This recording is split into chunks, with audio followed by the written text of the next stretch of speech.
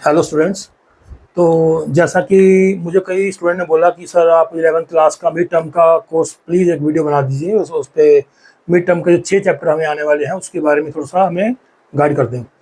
तो मैंने कोशिश करी है ताकि मेरे जो बच्चे हैं, जो मेरे स्टूडेंट्स हैं, उन तक ये पूरा जो वीडियो है मेरा पहुँचे और जो 6 चैप्टर हैं उनकी फुल समरी जो मैं है इस इन वीडियो के माध्यम से मैं उन तक पहुँचाऊँ। तो जैसा कि पता है आपको, कुल 6 चैप्टर आपको इस मिड टर्म में आएँगे और ये 6 चैप्टर आपके लिए बहुत इम्पोर्टेंट है और ये एग्ज़ाम ही आपके लिए बहुत इम्पोर्टेंट है, क्योंकि इस एग्ज़ाम की जो वेटेज है वो आपकी फाइनल एग्ज़ाम में भी जुड़ेगी। तो बड़े ध्यान से आपको ये एग्ज़ाम करना है, अपना पेपर बड़े ध्यान से देना है, क्वेश्चन को बड़े ध्यान से पढ़ना है और क्वेश्चन पढ़ने के बाद उसको समझने के बाद ही उसका आंसर आपको लिखना है।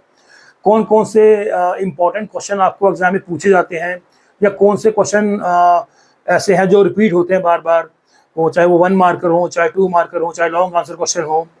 तो उन क्वेश्चन पे मैं इन अपने वीडियो के माध्यम से मैं डिस्कस करूंगा ताकि वो जो भी डाउट्स हैं आपके वो क्लियर हो जाएं।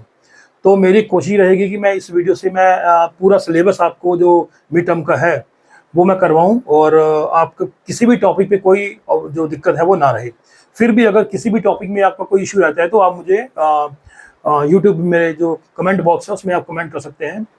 और एक बात मेरी और है कि जो भी मेरा वीडियो है बड़े ध्यान से सब सुने और समझें, और मेरी ये कोशिश रहेगी कि मैं आपको हर एक टॉपिक पे मैं फुल डिटेल में आपको प्रोवाइड करवाऊँ। तो ज़्यादा हम टाइम वेस्ट नहीं करेंगे और शुरू करेंगे फर्स्ट चैप्टर से, जिसका नाम है अपना संविधान क्यों और कैसे, कॉन्स्टिट्यूशन वाई एंड हो। तो देखो यहाँ पे शुरुआत कहाँ से हो रही है, कॉन्स्टिट्यूशन वाई एंड हो। तो यहाँ पे फर्स्ट सबसे पहली बात क्या है कि अगर आपको संविधान के बारे में पढ़ना है, जानना है, तो पहले संविधान का मीनिंग आपको पता होना चाहिए। तो सबसे पहले हम क्या बात करेंगे, सबसे पहले हम इसके मीनिंग की यानी कि इसके हम अर्थ की बात करेंगे। अर्थ या परिभाषा कह लो इसको, उसकी हम बात करेंगे। तो संविधान का मीनिंग क्या होता है, संविधान की परिभाषा क्या है। तो देखो, कॉन्स्टिट्यूशन क्या है। संविधान एक ऐसा डॉक्यूमेंट है, ऐसा दस्तावेज है जिसके अनुसार किसी भी देश की शासन प्रणाली को चलाया जाता है। अब शासन प्रणाली क्या है, इसका मतलब उस देश को कौन चलाएगा, सरकार कहाँ से आएगी, सरकार को कौन चुनेगा, जो जो लोग चुनेंगे वो संस्था की योग्यता क्या होगी या सरकार की योग्यता क्या होगी, कौन से लोग देश को चलाएंगे, सरकार की शक्तियां क्या होंगी, सरकार की सीमाएं क्या होंगी, लोगों के अधिकार क्या होंगे। तो कुल मिला के ये सब चीजें संविधान के अंदर लिखी होती है। तो अगर सरल भाषा में हम कहें तो संविधान एक ऐसा दस्तावेज होता है जिसके अनुसार किसी भी देश की शासन प्रणाली को चलाया जाता है, या सिंपल भाषा में कहें कि किसी देश को चलाया जाता है। और संविधान के अंदर वो सारे नियम कायदे, वो सारे रूल्स एंड रेगुलेशन वो लिखे होते हैं जिसके अनुसार किसी भी देश की सरकारें काम करती हैं। संविधान से बड़ा कुछ नहीं होता और संविधान के दायरे में रहकर ही सरकारों को काम करना पड़ता है। जैसा आपको पता है कि विश्व के अंदर बहुत सारे देश हैं और बहुत सारे देशों के अंदर कई तरह की सरकारें काम करती हैं। सरकार के बहुत सारे टाइप्स हैं जिनमें लोकतंत्र भी है, राजतंत्र भी है, सैनिक शासन भी है, तानाशाही भी है। तो लोकतंत्र ही सबसे अच्छी संस्था मानी गई है, सबसे अच्छी सरकार मानी गई है। और लोकतंत्र तभी सफल रहेगा, तभी हम उसको लोकतंत्र कहेंगे, जब उस लोकतंत्र में अंदर एक रिटन कॉन्स्टिट्यूशन होगा, एक संविधान होगा, लिखित होगा, उसको ही हम लोकतंत्र कहेंगे।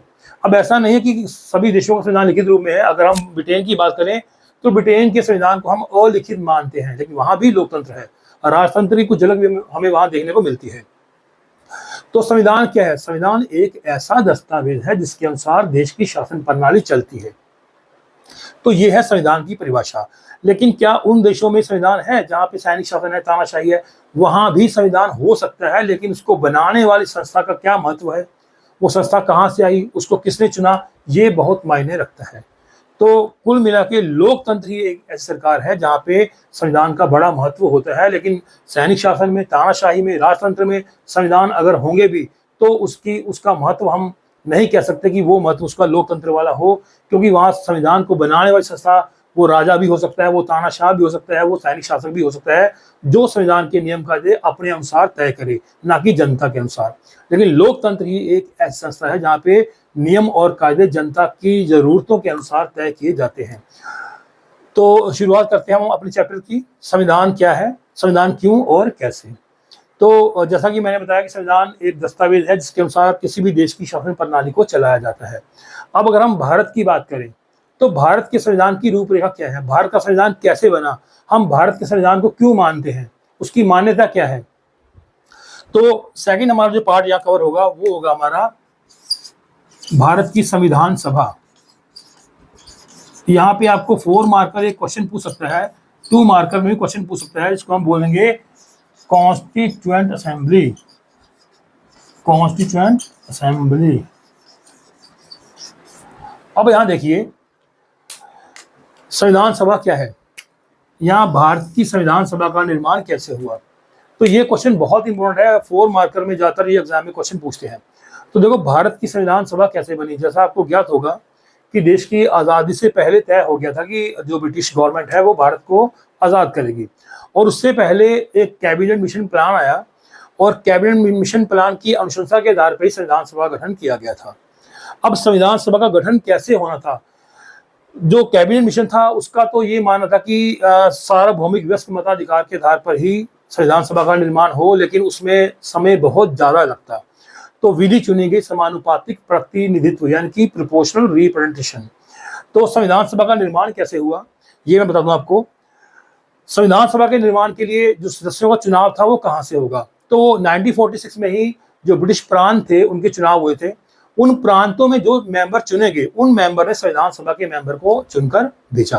अब टोटल मेंबर की संख्या क्या रहेगी, तो टोटल मेंबर की संख्या थी 389। कितनी? 389।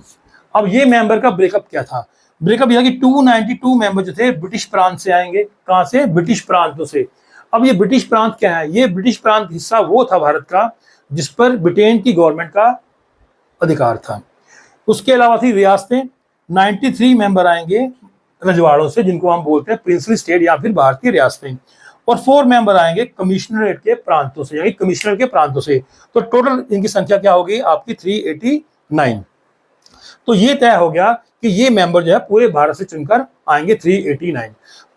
प्रांतों का चयन जो होगा, प्रांतों में मेंबर आएंगे उसके लिए 3 समुदाय निर्धारित किए गए, मुस्लिम, सिख और सामान्य। सामान्य वो सारे धर्म आ गए, लेकिन मुस्लिम और सिख और सामान्य ये 3 श्रेणियां थी, यानी कि इन तीनों को इन समुदाय के लोग ही चुनेंगे।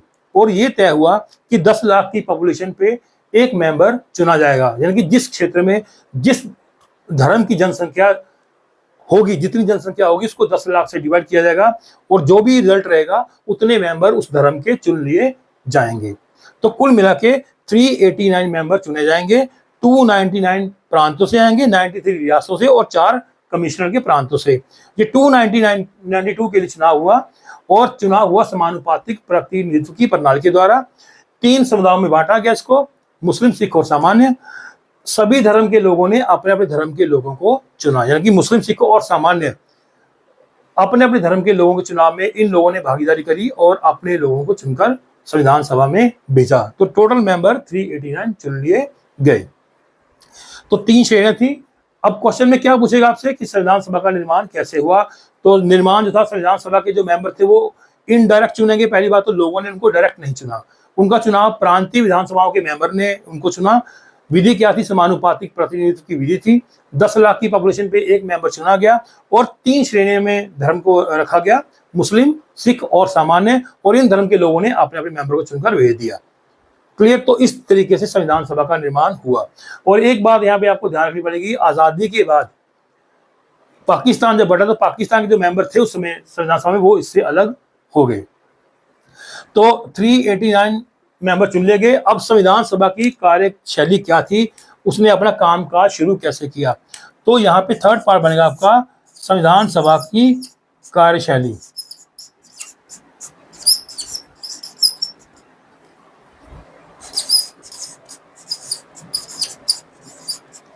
अब हम कार्यशैली की बात करें या संविधान सभा की हम बात करें तो संविधान सभा ने कैसे काम करना शुरू किया। तो देखो संविधान सभा का पहली बात तो गठन कैसे हुआ मैंने बता दिया आपको।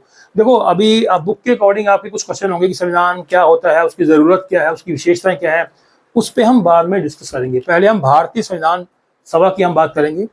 ठीक है, संविधान सभा की कार्यशैली क्या थी। तो संविधान सभा जो थी उसकी पहली बैठक हुई 9 दिसंबर 1946 को। 9 दिसंबर 1946 को, और डॉक्टर सच्चिदानंद सिन्हा को इसका अस्थायी अध्यक्ष चुन लिया गया। 11 दिसंबर 1946 को सेकंड बैठक हुई, जहां पे डॉक्टर राजेंद्र प्रसाद को इनका परमानेंट अध्यक्ष जो था सभा का चुन लिया गया। 13 दिसंबर, जो मैं डेट बोल रहा हूं आपको, ये डेट आपको याद रखनी है और 1 मार्कर क्वेश्चन आपको यहाँ पूछा जाएगा। 13 दिसंबर 1946 को, 13 दिसंबर 1946, इस दिन पढ़ा गया ऑब्जेक्टिव रेजोल्यूशन। अब ऑब्जेक्टिव रेजोल्यूशन क्या था? पंडित जवाहरलाल नेहरू ने, किसने? पंडित जेएल नेहरू, यानी पंडित जवाहरलाल नेहरू ने संविधान सभा में उद्देश्य प्रस्ताव पढ़ा, जिसको बोला गया ऑब्जेक्टिव रेजोल्यूशन। अब इसका नाम से आप समझ जाओ कि इसका मीनिंग क्या होगा। ऑब्जेक्टिव रेजोल्यूशन यानी कि उद्देश्य प्रस्ताव। अब उद्देश्य मीन कि जो संविधान हम लिखने जा रहे हैं उसके उद्देश्य क्या रहेंगे, समझ गए? क्योंकि संविधान सभा का निर्माण हो गया है, संविधान ने अपना संविधान तैयार करना है, तो उस संविधान के उद्देश्य क्या होंगे उसको ही इस उद्देश्य प्रस्ताव में लिखा गया था, जिसको पंडित जवाहरलाल नेहरू ने 13 दिसंबर 1946 को संविधान सभा में पढ़ा। अगर हम आज की बात करें तो हमारा जो प्रियम्बल है, जो हमारे संविधान की प्रस्तावना है, वो हमें ऑब्जेक्टिव रेजोल्यूशन का ही पार्ट है, जिसको हमने काट छाट के संविधान की प्रस्तावना को तैयार किया। तो 13 दिसंबर 1946 को संविधान सभा में उद्देश्य प्रस्ताव पढ़ा गया। उसके बाद जितने भी कई देशों के संविधान पढ़े गए, उनमें चर्चा हुई, बहस हुई, और संविधान सभा में हर मुद्दे को, हर विषय को, हर नियम को, हर प्रावधान पर चर्चा हुई, और जब सारे मेंबर एग्री होते थे तो फिर उस विषय को संविधान के अंदर लिख दिया जाता था। अब यहाँ पे आपकी बुक के अंदर बहुत सारे देश की योजना पड़ी, इराक की है, नेपाल की है, या और फ्रांस की है, तो इन देशों में यूरोपीय संघ की भी है। इन देशों में क्या है कि संविधान बनाने की कोशिश की गई, लेकिन वहां पे संविधान नहीं बन पाए। यूरोपीय संघ एक संस्था है, एक ग्रुप है, एक ऑर्गेनाइजेशन है, जिन्होंने भी अपना संविधान बनाने की कोशिश की, लेकिन वो भी नहीं बना पाए। तो इससे कंपेयर करते हैं, इससे कंपेयर वाला क्वेश्चन भी कई बार आपसे एग्जाम में पूछेंगे, क्या भारत के संविधान के निर्माण की प्रक्रिया भी ऐसी थी? तो यहाँ मैं जो भी बता रहा हूँ आपको, भारत के संविधान की निर्माण की प्रक्रिया और बाकी जो देश थे, जिनके नेपाल है, फ्रांस है, जहाँ आपका इराक है, इन देशों में प्रक्रिया बिल्कुल अलग थी, क्योंकि उन देशों में संविधान कई बार बने, कई बार टूटे, क्योंकि उनको बनाने वाली संस्था महत्वपूर्ण नहीं थी। लेकिन भारत के संविधान को जिस संविधान सभा ने बनाया, उस संविधान सभा के पीछे बहुत सारे लोगों का एक क्या बोलते सपोर्ट था, कह लो उसको। इस संविधान सभा का निर्माण ऐसे समय पे हुआ जब भारत अपनी आज़ादी की लड़ाई लड़ रहा था, और इसमें ऐसे ऐसे नेता शामिल थे जो भारत के स्वतंत्र संग्राम में शामिल थे, जिन्होंने बहुत बड़ा योगदान दिया, जिनके पीछे लोगों का सपोर्ट था, सबसे बड़ी बात, और देश के हर तबके का सपोर्ट था। तो इसलिए भारत की संविधान सभा जो बनी, और जो सबसे बड़ी बात, संविधान सभा के अंदर जिन मुद्दों पर चर्चा हुई, उनमें ऐसा नहीं कि किसी एक की मर्जी से उसको संविधान में शामिल कर लिया गया, बल्कि हर विषय पे, हर मुद्दे पे, हर प्रावधान पर चर्चा हुई, और जब सारे मेंबर एग्री करते थे तो उस प्रावधान को संविधान के अंदर लिख दिया जाता था। ये सबसे खास बात थी भारतीय संविधान सभा की, और भारतीय संविधान की सबसे खास बात है ये। तो ये संविधान सभा की कार्यशैली थी। उसके अलावा अगर हम बात करें तो एक विषय ऐसा था जिसपे कोई चर्चा नहीं हुई, सारे मेंबर ने उसको मान लिया, और किसी भी मेंबर ने उस पर कोई भी ऑब्जेक्शन नहीं किया। वो विषय था सार्वभौमिक वयस्क मताधिकार, यानी कि यूनिवर्सल एडल्ट फ्रेंचाइजी। यानी कि सारे मेंबर ये एग्री कर रहे थे कि भारत के सभी नागरिकों को वोट का अधिकार दिया जाए। सार्वभौमिक वयस्क मताधिकार यानी कि सभी लोगों को वोट का, यानी कि मत का अधिकार दे दिया जाना चाहिए। तो इस विषय पे किसी भी मेंबर ने कोई ऑब्जेक्शन नहीं किया, और सारे मेंबर ने इसको मान लिया। इस विषय पे ज्यादा चर्चा कोई नहीं हुई, क्योंकि सबने इसको एग्री कर लिया कि हाँ भाई, भारत के सभी नागरिकों को, क्योंकि हमने बड़ी लंबी लड़ाई लड़ी आजादी की, और अब हम जो पावर है वो लोगों के हाथ में देंगे, और वो पावर होगी राइट टू वोट की। तो यूनिवर्सल एडल्ट फ्रेंचाइजी की जो पावर थी वो लोगों को दे दी गई। उस समय हालांकि ये था कि जो उम्र थी वो उम्र 21 साल थी, बाद में 89 में संविधान में संशोधन किया गया और एज कर दी गई 18 साल। तो आज की डेट में अगर हम बात करें तो भारत में जो चुनाव की वोट डालने की जो एज है वो है 18 साल। ठीक है, तो ये क्वेश्चन भी आपको 2 मार्क्स पूछ सकता है, यूनिवर्सल एडल्ट फ्रेंचाइजी सार्वभौमिक वयस्क मताधिकार क्या होता है। तो इस तरीके से संविधान सभा ने अपना काम करना शुरू कर दिया। हर मुद्दे पे हर चर्चा हुई, बहुत सारी कमेटियां बनाई गई, जिनमें एक प्रमुख थी आपकी प्रारूप समिति, जिसको हम बोलते हैं ड्राफ्टिंग कमेटी। इसके अध्यक्ष बनाए गए डॉक्टर भीमराव अंबेडकर। यहाँ पे बच्चे बड़े कंफ्यूज रहते हैं, संविधान सभा का अध्यक्ष कौन था, यहाँ पे डॉक्टर भीमराव अंबेडकर लिखाते हैं। संविधान को किसने बनाया, डॉक्टर भीमराव अंबेडकर लिखते हैं। देखो डॉक्टर भीमराव अंबेडकर का बहुत बड़ा योगदान था, लेकिन संविधान को बनाने वाली एक सभा थी, संस्था थी, जिसको संविधान सभा कहा गया, जिसमें डॉक्टर भीमराव अंबेडकर भी थे। तो यहाँ बेटा ये आप गलती मत करना, भारतीय संविधान का निर्माण संविधान सभा द्वारा हुआ। ड्राफ्टिंग कमेटी यानी कि प्रारूप समिति के अध्यक्ष डॉक्टर भीमराव अंबेडकर थे। संविधान सभा के अध्यक्ष डॉक्टर राजेंद्र प्रसाद थे। तो बहुत सारी समितियां बनाई गई इसमें, जिन्होंने अपने अपने काम किए। उसके बाद अगर हम बात करें तो कई देशों के संविधान को पढ़ा गया। अब बात आ गई 26 नवंबर 1949 की, 26 नवंबर 1949। तो 26 नवंबर 1949 को हमारा संविधान तैयार हो गया। कुछ प्रावधान उस दिन लागू कर भी दिए गए, कुछ प्रावधान, सारे नहीं, कुछ प्रावधान उस दिन लागू किए जो हमारे देश के लिए बड़े जरूरी थे, क्योंकि आज़ादी के बाद बहुत सारे मुद्दों पर उस समय इश्यू चल रहा था। तो कुछ प्रावधान उस दिन लागू कर दिए गए, लेकिन पूर्ण संविधान को हमने 26 जनवरी 1950 को लागू किया। तो पूरा संविधान हमारा जो इफेक्ट में आया वो आया 26 जनवरी 1950 को। अब 26 जनवरी का दिन हमने निर्धारित क्यों किया, क्योंकि 26 जनवरी जो थी वो हमारे स्वतंत्र संग्राम में बड़ी उसका महत्व था, क्योंकि उस दिन को हम स्वराज दिवस या फिर स्वतंत्रता दिवस के रूप में हर साल हम उसको मनाते थे। तो उस दिन की याद में हमने अपने संविधान का निर्माण जो लागू था उसको 26 जनवरी 1950 को किया। अब संविधान सभा से जुड़े या संविधान से जुड़े और इम्पोर्टेंट क्वेश्चन क्या पूछे जाएंगे आपसे 1 मार्कर, कि संविधान का निर्माण कब हुआ 26 नवंबर 1949 को, कब लागू हुआ 26 जनवरी 1950 को, कुल बैठकें कितनी हुई 2 साल 11 महीने 2 साल 11 महीने और 18 दिन में संविधान सभा का जो कुल टाइम्स को लगा संविधान को बनाने में, और कुल बैठकें हुई 166, कितनी 166 बैठकें टोटल हुई इसकी। ये क्वेश्चन भी 1 मार्कर आपसे पूछते हैं। तो टोटल मीटिंग्स हुई आपकी 166 बैठकें हुई।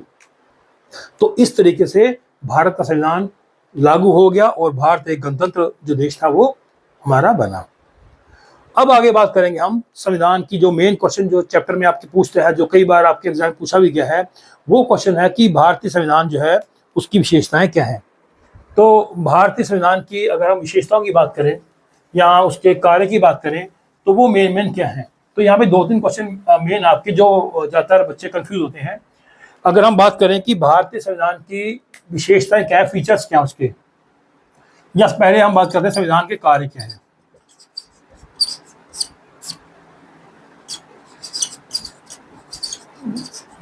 कार्य फंक्शन के क्या है, तो यहाँ पे 2 चीजें आपको ध्यान रखनी है। संविधान का काम क्या है, तो अगर हम बात करें भारतीय संविधान की हम बात नहीं कर रहे हैं, यहाँ पे हम संविधान के कार्य की बात कर रहे हैं, या हमें संविधान क्यों चाहिए। यहाँ पे एक क्वेश्चन है कि नीड ऑफ द कॉन्स्टिट्यूशन, ठीक है, नीड ऑफ द कॉन्स्टिट्यूशन, हमें संविधान क्यों चाहिए। तो संविधान के कार्य, ये दोनों क्वेश्चन जो है आपके, दोनों में आपका आंसर सेम बन जाएगा, थोड़ा बहुत चेंज में होगा। तो देखो संविधान के कार्य क्या है या हमें क्वेश्चन की नीड क्यों है। पहले टॉपिक आपका ये है कि हमें संविधान क्यों चाहिए। तो पहली बात तो संविधान हमें क्यों चाहिए, क्योंकि संविधान ही सरकार की रूपरेखा, सरकार के कार्य तय करता है।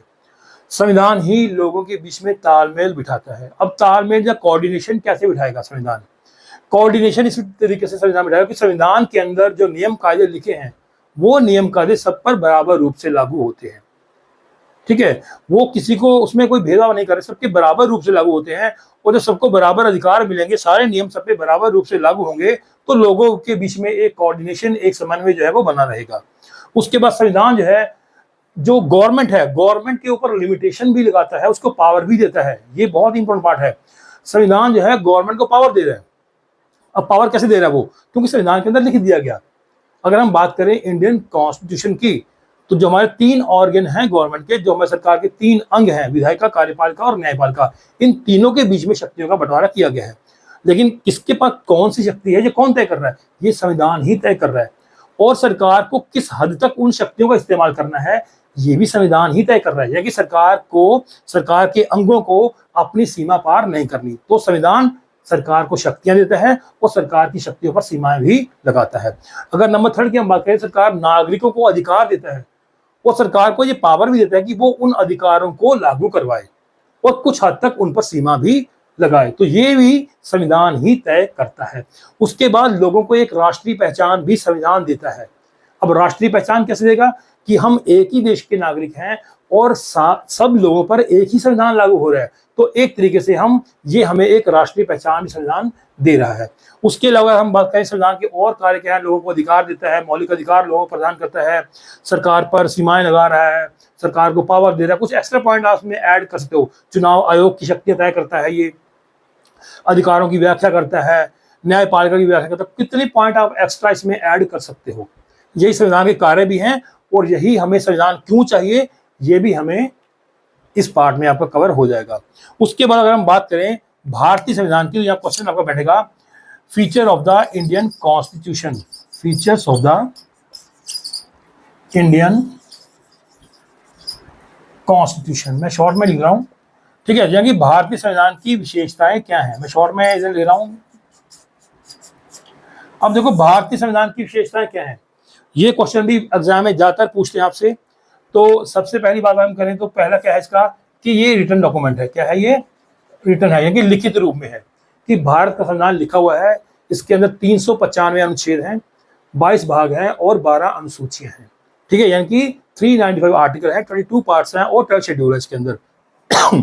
उसके बाद क्या है इसका कि ये वर्ल्ड का लार्जेस्ट कॉन्स्टिट्यूशन है, विश्व का सबसे बड़ा संविधान है ये, विश्व का सबसे बड़ा संविधान है ये, क्योंकि इसके अंदर हर एक चीज जो संस्थाएं हैं संविधान की, जो देश की संस्थाएं हैं, उनका वर्णन भी इस संविधान में किया गया है। अगर हम अमेरिकी संविधान की बात करें तो बहुत छोटा है वो, लेकिन भारतीय संविधान बहुत बड़ा है, क्योंकि इसके मैं पहले बोल चुका आपको कि 395 इसके अंदर आर्टिकल हैं, 22 पार्ट्स में इसको डिवाइड किया गया है और 12 शेड्यूल में रखा गया इसको। तो विश्व का सबसे बड़ा संविधान है ये। उसके बाद रिजिड भी है और फ्लेक्सिबल भी है, रिजिड एंड फ्लेक्सिबल। अब यानी कि इसका मतलब मीनिंग क्या है कि लचीला भी है और कठोर भी है। अब लचीला और कठोर इसको क्यों कहते हैं, ये क्वेश्चन आपसे 4 नंबर में अलग से पूछता है। भारत के संविधान जो है कठोर क्यों है या लचीला क्यों है। अगर हम बात करें लचीले की तो आर्टिकल 368 यानी कि भारतीय संविधान में संशोधन की जो प्रक्रिया है अनुच्छेद 368 में, उसमें क्या लिखा है कि कुछ जो हमारे प्रावधान है संविधान के अंदर, जिनको हम आर्टिकल के रूप में लिखा गया है, जो नियम कायदे संविधान में लिखे गए, जिनको हम प्रावधान कहते हैं, अगर भाषा में बात करें तो उनको बोलते हैं प्रोविजन या प्रावधान। जितने भी प्रावधान संविधान के अंदर लिखे गए हैं, तो अगर हम उनकी बात करें तो कुछ प्रावधानों में परिवर्तन के लिए साधारण बहुमत की, सिंपल मेजोरिटी की आवश्यकता होती है, जो कि आसानी से संसद में हमें मिल जाता है।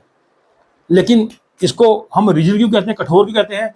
कठोर इसलिए है कि कुछ प्रावधान संविधान के अंदर ऐसे हैं जिनमें परिवर्तन या संशोधन करने के लिए विशेष बहुमत यानी 2/3 बहुमत, और कुछ में तो आधे राज्यों की विधानसभाओं का बहुमत भी चाहिए, जो कि इतना आसान नहीं है। तो इसलिए भारतीय संविधान को लचीला और कठोर कहते हैं। लचीला मीन इसमें कुछ प्रावधान में संशोधन साधारण बहुमत से हो जाते हैं, जो कि बड़ा आसान है। कठोर इसलिए कि कुछ प्रावधानों में संशोधन इतना आसान नहीं होता है, वहां पे 2/3 बहुमत या 2/3 प्लस आधे राज्यों की विधानसभाओं का बहुमत चाहिए, जो कि इतना आसान नहीं होता। तो इसलिए भारतीय संविधान को रिजिड और फ्लेक्सिबल भी कहा जाता है। उसके अलावा भारतीय संविधान की एक और खास विशेषता यह है कि इसमें माइनॉरिटीज के राइट भी लिखे गए हैं। देखिए भारतीय संविधान में माइनॉरिटीज के राइट्स को अलग से फंडामेंटल राइट में ऐड किया गया है। आर्टिकल जो हमारा 29 और 30 है, हमारा आर्टिकल 5 हमारा राइट है, right to educational and cultural right for minority, जो हमारा है अल्पसंख्यक समूह के सांस्कृतिक और शैक्षिक अधिकार, उसका वर्णन भी संविधान में किया गया है, यानी अलग से माइनॉरिटी को राइट दिया गया है, ठीक है। उसके बाद चुनाव आयोग का जो क्या बोलते हैं वर्णन है, वो भी भारतीय संविधान में किया गया, क्योंकि अमेरिका में ऐसा नहीं है। भारतीय संविधान में चुनाव आयोग का वर्णन किया गया है, उसको संवैधानिक संस्था बनाया गया है।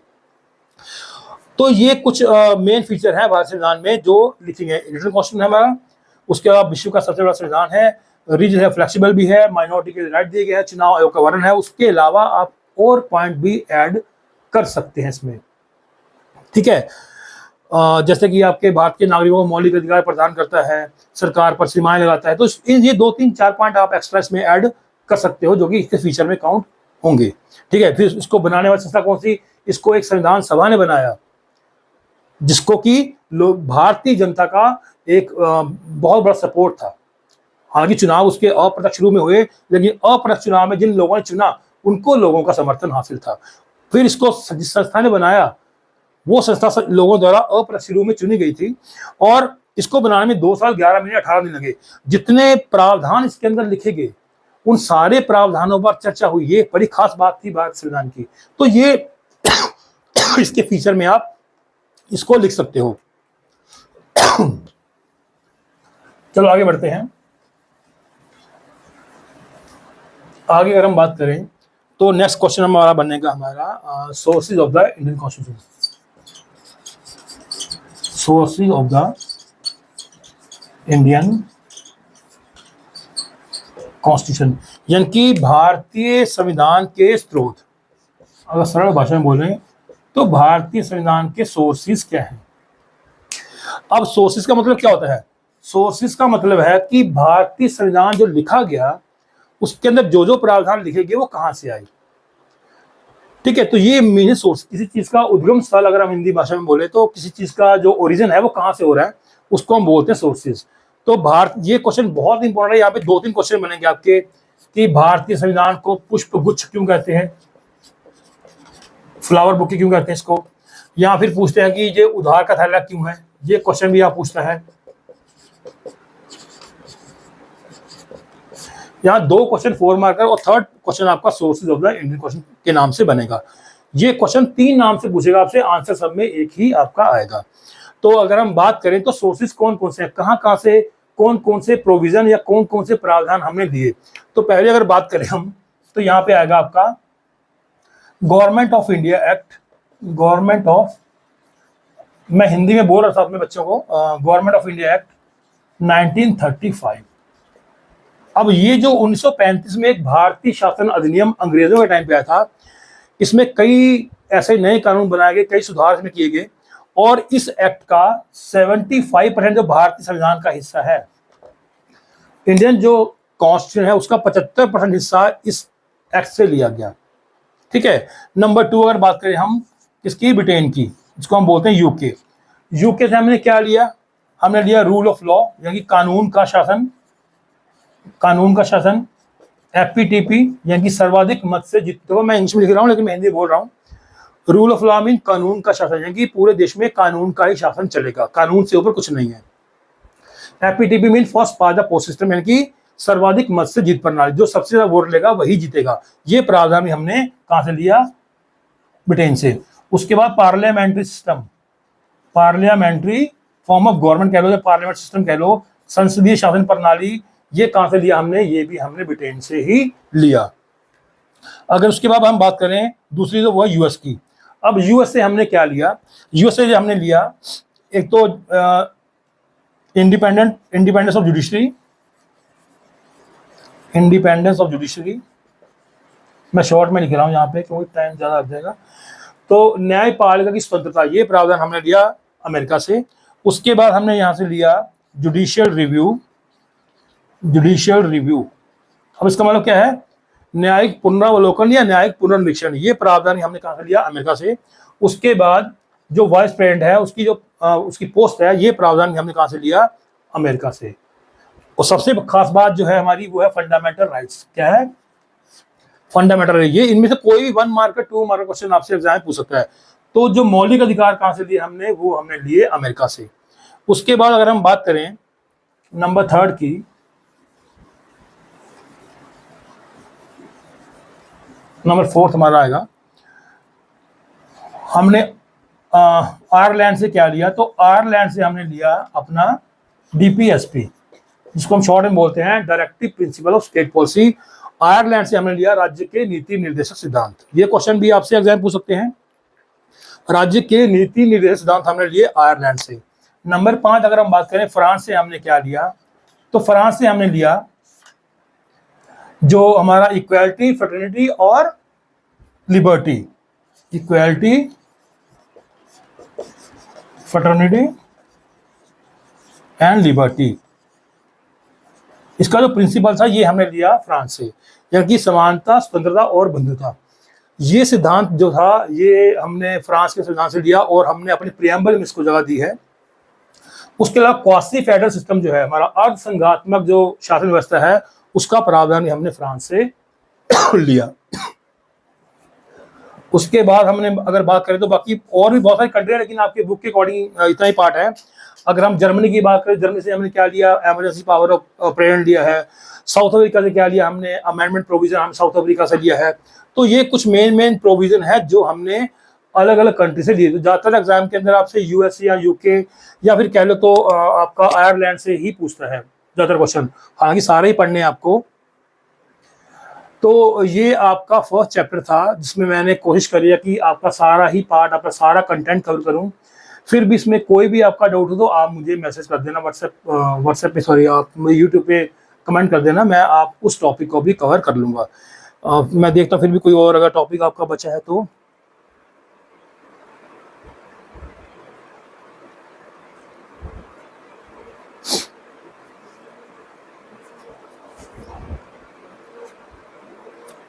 अच्छा, इसमें कनाडा छोड़ दिया हमने। कनाडा से हमने क्या लिया, तो कनाडा से हमने लिया quasi federal system. Quasi federal system, तो जो मैंने अभी आपको बोला था, सॉरी फ्रांस से हमने ये लिया था। फ्रांस में हमने क्वासी फेडरल सिस्टम नहीं लिया था। कनाडा से हमने लिया क्वासी फेडरल सिस्टम की अर्ध संघात्मक शासन व्यवस्था। ये क्या होती है मैं भी आने वाले चैप्टर में पढ़ाऊंगा कार्यपालिका में आपको, ठीक है। तो फ्रांस से हमने समानता, बंधुता और स्वतंत्रता ये प्रोविजन लिया, और कनाडा से हमने लिया अर्ध संघात्मक शासन व्यवस्था। तो ये कुछ प्रोविजन थे जो हमने देशों से लिए, इसलिए भारतीय संविधान को पुष्पगुच्छ या फिर उधार का थैला भी कहा जाता है, क्योंकि हमने बहुत सारे देशों से ये प्रावधान लिए, ठीक है। लेकिन यहाँ पे एक चीज आपको ध्यान रखनी है, जैसा हमने वहां से उन देशों में प्रोविजन थे, हमने वैसा ही संविधान के अंदर इसको नहीं लिखा। हमने अपने देश की परिस्थितियों के अकॉर्डिंग, इनमें जो काट छांट करनी थी उसके अकॉर्डिंग हमने इसको अपने संविधान के अनुकूल बना के इसको, तो वो प्रावधान हमने अपने संविधान में लिखे। Thank you.